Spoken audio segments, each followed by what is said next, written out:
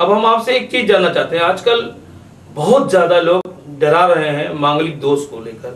तो ये मांगलिक दोष क्या है?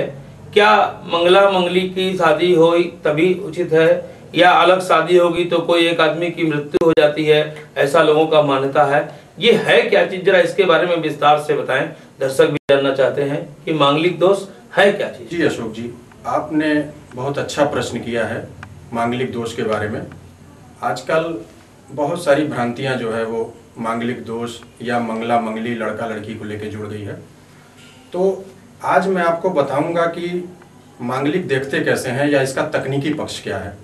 मैं कंप्यूटर पर पहले दर्शकों को दिखाना चाहता हूं कि मांगलिक किस तरीके से देखते हैं और इसकी भयावहता क्या है भी या नहीं है। जी हाँ, देखिए, मैं दर्शकों को बताना चाहता हूं कि परंपरागत ज्योतिष में मांगलिक देखते किस तरीके से हैं। ये कुंडली में 12 भाव होते हैं, 12 खाने होते हैं। इसको बोलते हैं प्रथम भाव। 1 2 3 4 5 6 7 8 9 10 11 12 कुंडली में 12 खाने होते हैं। अब ज्योतिष में कहते हैं परंपरागत में कि अगर पहले खाने में मंगल बैठ जाए, देखिए ये प्रथम भाव है, यहाँ मंगल बैठ जाए, चौथे, 7वें, 8वें और 12वें, इन भावों में अगर मंगल बैठ जाएगा तो कुंडली मांगलिक हो जाएगी।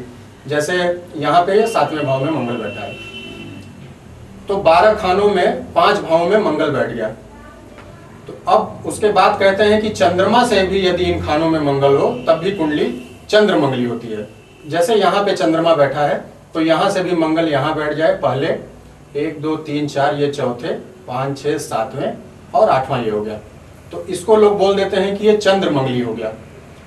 कहीं कहीं शुक्र से भी लोग इन खानों में मंगल होने पर कुंडली मंगलिक बोल देते हैं। जैसे शुक्र यहाँ पे बैठा है, अब यहाँ से भी मंगल यहाँ बैठ जाए, पहले खाने में, चौथे, 7वें, 8वें और 12वें। इसका अर्थ ये हुआ कि कुंडली में सिर्फ 12 भाव हैं और 3 जगहों से मंगल, 5 5 10 5 15 जगह मंगल बैठ गया। यानी लग्न से इन भावों में, 5 भाव में, चंद्रमा से 5 भाव में और शुक्र से 5 भाव में। इसका अर्थ ये हुआ कि विश्व की 80% जनसंख्या जो है मंगली हो जाएगी, क्योंकि कहीं ना कहीं मंगल इन भावों में बैठेगा ही। तो अब इसका क्या असर लोग बताते हैं मंगलिक के बारे में, ये मैं आपको बताऊंगा। जैसा कि मैंने आपको दिखाया कि लग्न से मंगल प्रथम, चतुर्थ, सप्तम, अष्टम, द्वादश भाव में बैठ जाए तो मंगलिक घोषित कर देते हैं। चंद्रमा से भी इन स्थानों में बैठ जाए तो कुंडली चंद्र मंगली हो जाती है। शुक्र से भी इन खानों में अगर मंगल बैठा है तो कुंडली मंगली हो जाती है। इसका मतलब कुंडली में 12 खाने हैं और 15 जगह मंगल बैठ गया तो विश्व की 80% आबादी मांगलिक हो जाएगी।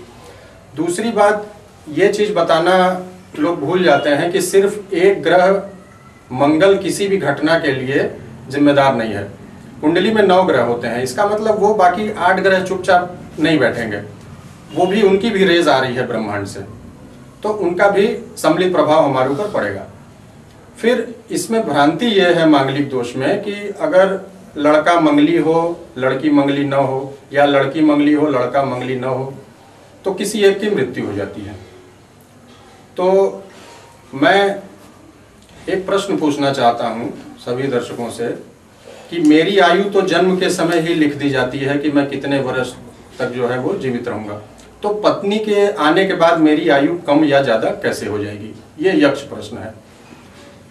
मेरी आयु मेरी जन्म कुंडली से पता लगेगी, न कि पत्नी के आने के बाद पत्नी के कुंडली से मैं मरूंगा या मेरी आयु पता लगेगी।